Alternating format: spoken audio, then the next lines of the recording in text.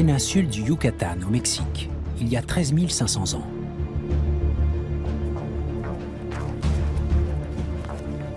Une cérémonie se déroule au fond d'une grotte. Un clan inhume une jeune femme. Les archéologues l'ont baptisée Ève de Naharon. Elle appartenait à une tribu de chasseurs-cueilleurs, comme tous les humains de la préhistoire. Mais Ève de Naharon est à part.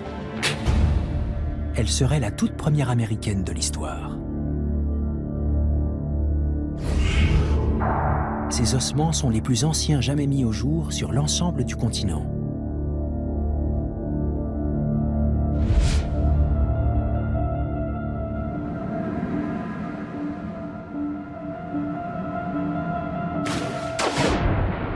Ils ont été découverts dans un cénote, un puits immergé relié à un immense réseau de grottes souterraines sous la jungle dans le Yucatan.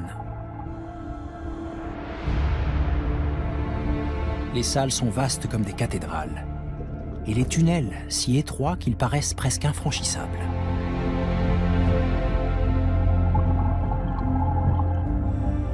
Une équipe d'archéologues mexicains mène des fouilles depuis 2008. Elle est dirigée par Arturo González.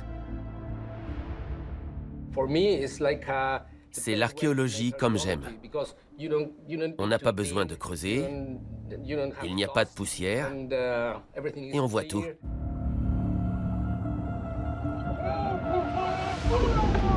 Pour la plupart, les os qui se trouvent là sont des fossiles d'animaux.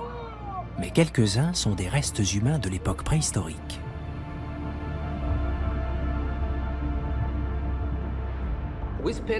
On passe beaucoup de temps à explorer les grottes. Alors, quand on tombe sur des vestiges humains, c'est comme si on gagnait au loto. On se dit, oh, enfin! C'est extraordinaire de pouvoir toucher ces ossements.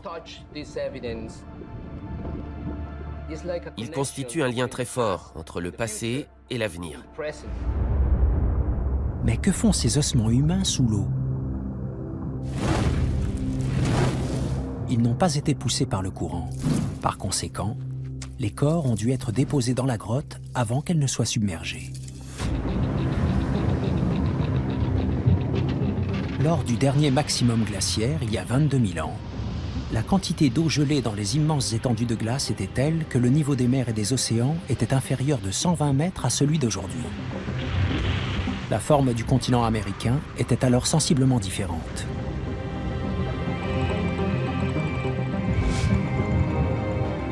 Le réseau de grottes au Yucatan n'était pas encore inondé et les hommes pouvaient y pénétrer pour y enterrer leurs morts.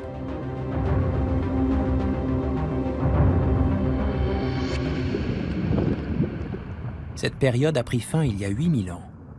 Depuis, les grottes ont été immergées et sont devenues des tombeaux où les ossements humains ont été préservés.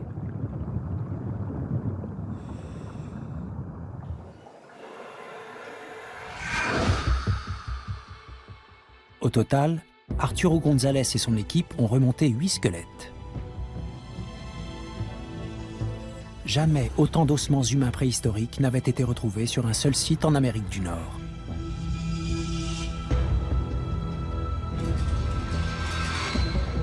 Et voici la star, Ève de Naharon.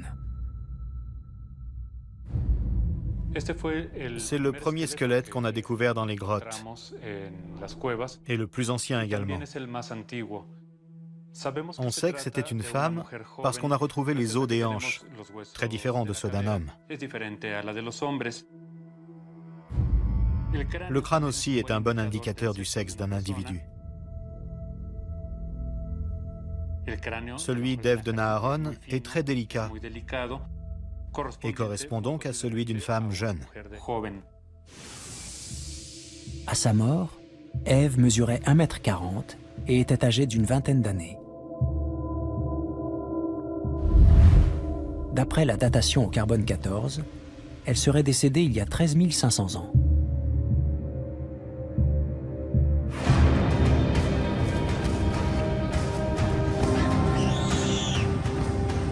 Les archéologues pensent qu'elle faisait partie d'un clan relativement important. Ces nomades vivaient dans la forêt, à une 60aine de kilomètres de ce réseau de grottes.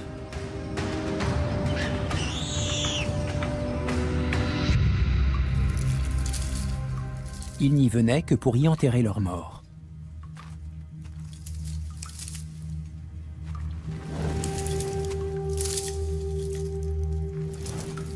Lorsqu'il a été découvert, le squelette d'Ève était intact et complet.